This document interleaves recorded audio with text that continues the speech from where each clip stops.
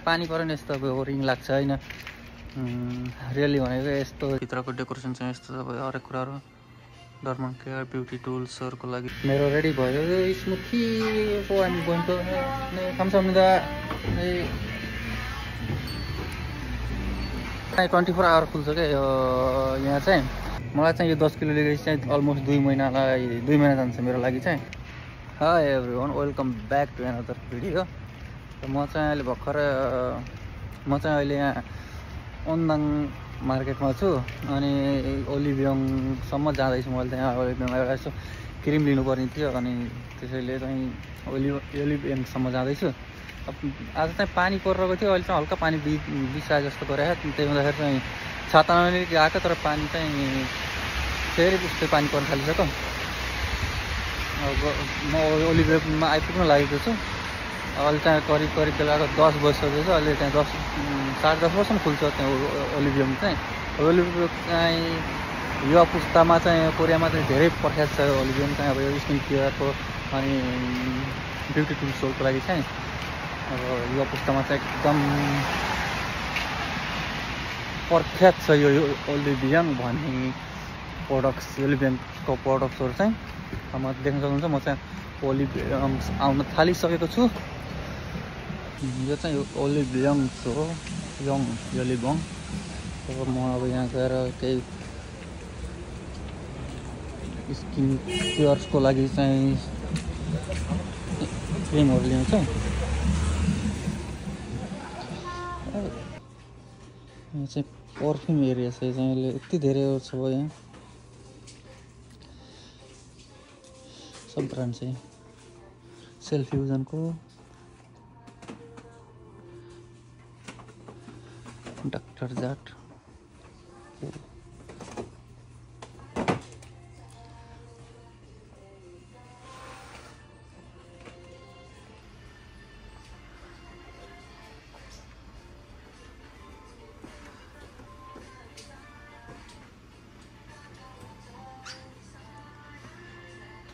म चाहिँ यो क्रिम युज गर्छु प्रायः अब यो चाहिँ एकदम स्किनलाई चाहिँ एकदम सफ्ट राख्छ अनि एकदम मलाई चाहिँ एकदम मन पर्यो यो चाहिँ अब मैले चाहिँ सुरुदेखि नै अब यहाँ कोरिया आएदेखि मैले यो चाहिँ युज गरिरहेको छु भित्रको डेकोरेसन चाहिँ यस्तो अब हरेक कुराहरू डर्मन केयर ब्युटी टुल्सहरूको लागि त्यता छ सबै यस्तो सेक्सन बनाएर छ हेयर केयरको लागि त्यता हेल्थ केयरको लागि त्यता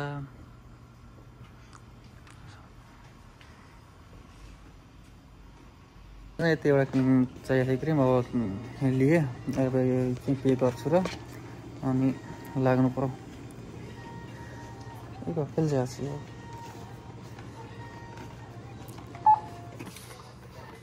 भर्खरै यो ओलिभियनदेखि बाहिर निक्लेको छु देख्न सक्नुहुन्छ मेरो पछाडि ओलिभियन अनि मलाई लिनुपर्ने त क्रिम थियो अब तपाईँको क्रिम चाहिँ मैले अब लिइसकेँ अब यो रोड क्रस गरेर मेरो पछाडिपट्टि पारिपट्टि चाहिँ कम्पोस्ट कफे छ अब कफीहरू कम्पोस्ट कफी छ अब त्यहाँ एउटा कफी लिनु पऱ्यो पारी गएर अनि एउटा कफी लिइसकेपछि चाहिँ मलाई ग्रोसरी पनि जानुपर्ने छ अब सामानहरू सकेको छ अहिले बाहिर निस्किसकेको बेला चाहिँ ग्रोसरी सामान पनि लिन्छु अनि नजिकै छ अब ग्रोसरी चाहिँ अब 24 आवर नै खुल्छ अब ग्रोसरीको लागि चाहिँ त्यस्तो अब समय त्यहाँ जति बेला अब मिल्छ त्यति बेला नै गएर लिन सक्छु अहिले चाहिँ अब यो रोड सिग्नलको वेटिङमा चाहिँ यो सिग्नल अब जेब्रा क्रसिङ सिग्नल खुल्यो भने त्यो कम्पोस्ट कफीमा गएर कफी लिएर ठुलोको रोड क्रस गरेर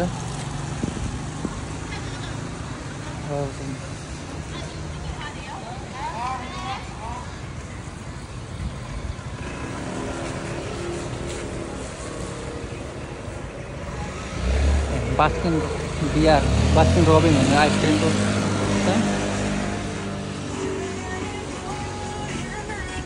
already closed.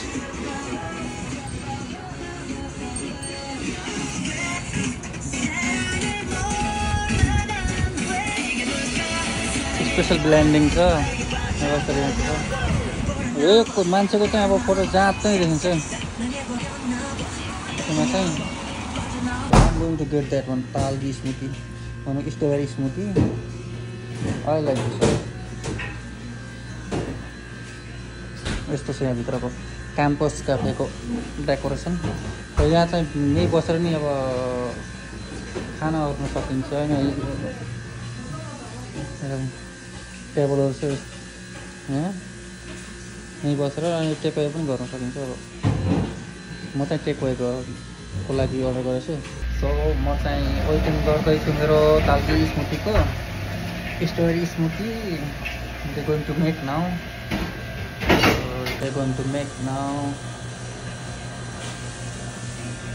My talgi smoothie.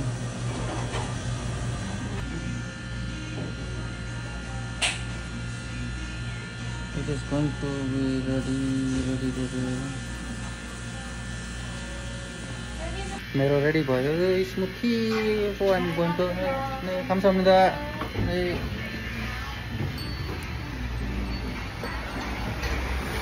म त स्टोर लिनै बिर्सेको त एउटा स्टोर लिनुपर्ने स्टोर इको आम खाइदिएको खामसाम्दा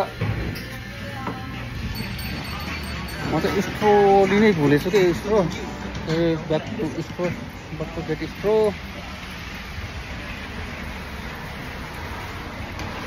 परेको दृश्य चाहिँ यस्तो छ अहिले सुनसान छ। अब पानी परेको कारण अब पानी अरू दिनमा चाहिँ पानी नपरेको दिनमा चाहिँ यति भिडभाड हुन्छ रातिमा पनि। अब धेरै छ नि त दोरी साँझहरू पर नोरेबाङ भन्छ यहाँ कोरियामा चाहिँ डिस्कोहरू।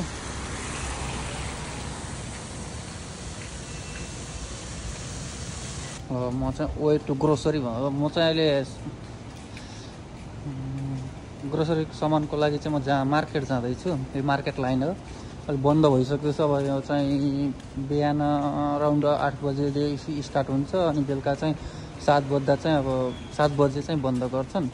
अनि यसको लास्ट गेटबाट बाहिर एक्सिस भइसकेपछि चाहिँ अनि मार्केट छ अरू अर्को ग्रोसरी मार्टहरू छ। तब म चाहिँ त्यहाँदेखि सामानहरू लिने छु।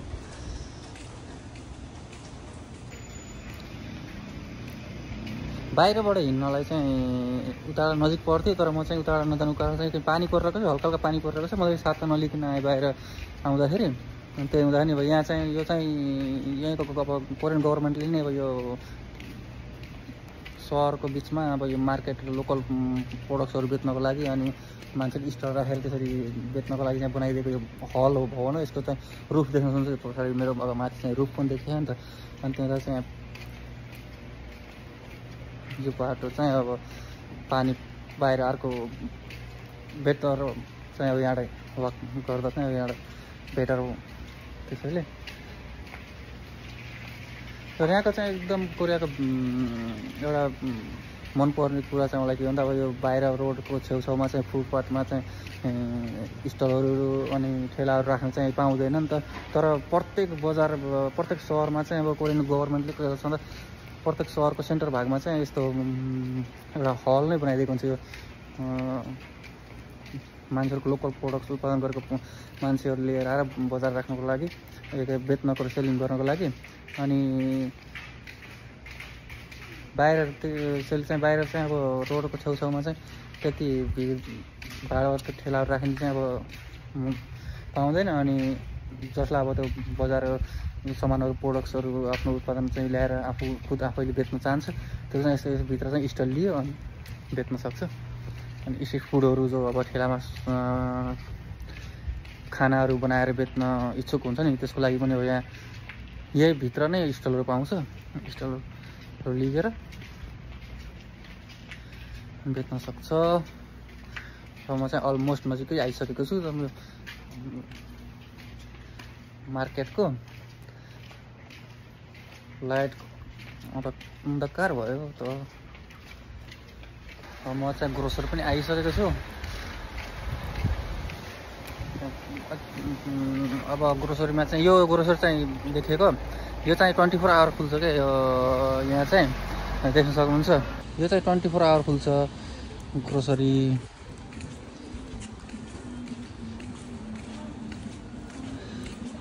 안녕하세요।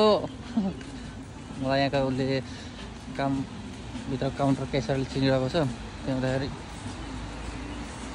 म चाहिँ ग्रोसरी आज यो होम प्लस एक्सप्रेस ग्रोसरी छ यो यहाँदेखि लिनुपर्ने छ। मैले चाहिँ खासमा चामल लिनुपर्ने छ। अब मेन भनेको चाहिँ चामल सोचिरहेको थियो।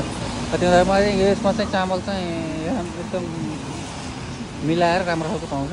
त्यही हुँदाखेरि अन्य चाहिँ यो चामलहरू चाहिँ यहाँ छ।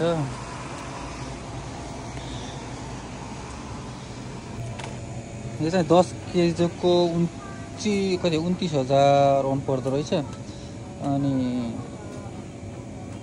मलाई चाहिँ अब 10 किलो लिएर चाहिँ अलमोस्ट 2 महिना जान्छ मेरो लागि चाहिँ। म त्यति धेरै खाँदिनँ।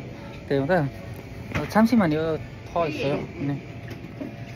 अनि त्यो चामल चाहिँ 10 किलो लिएपछि 2 महिना अलमोस्ट 2 महिना जान्छ मेरो लागि। सो मलाई चाहिँ अर्थ कुराहरू पनि लिनु छ। अब यहाँबाट हेर्छु मैले।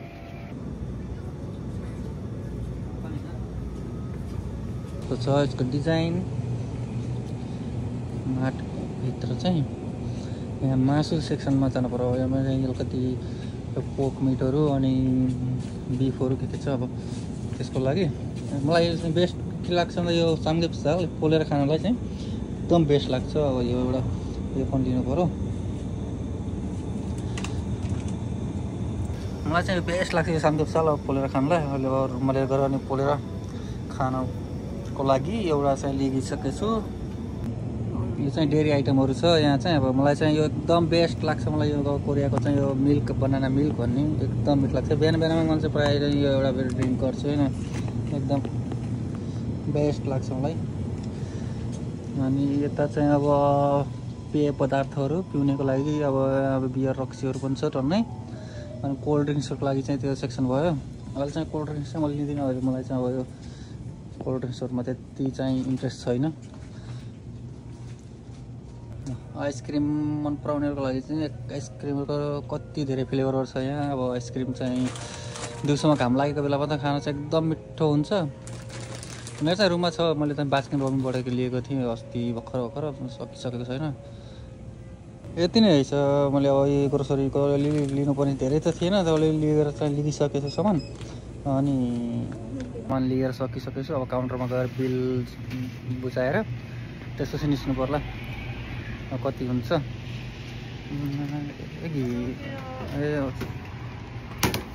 यो मासिस छ यो साल।